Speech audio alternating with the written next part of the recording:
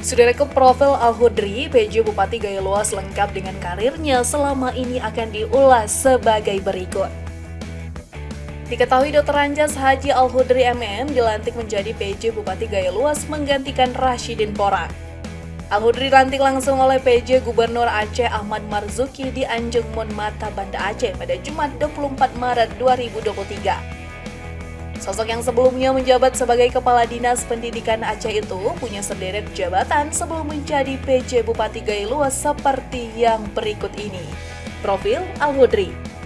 Al-Hudri lahir di Aceh Tengah pada 22 November 1968. Ia menghabiskan masa kecilnya dengan bersekolah di SD Negeri 6 Takengon dengan tahun lulus 1981. Kemudian melanjutkan pendidikan di SMP Negeri 1 Takengon, lulus pada tahun 1984, dan SMA Negeri 1 Takengon pada tahun 1987. Pria asal Aceh Tengah itu melanjutkan pendidikan tinggi dengan menyelesaikan S1 Ilmu Pemerintahan Depdagri, Jakarta dan tahun lulus 1997.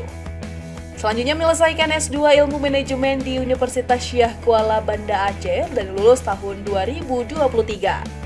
Al-Hudri bersama pasangannya yakni Malawani SE kini telah dikaruniai 3 orang anak.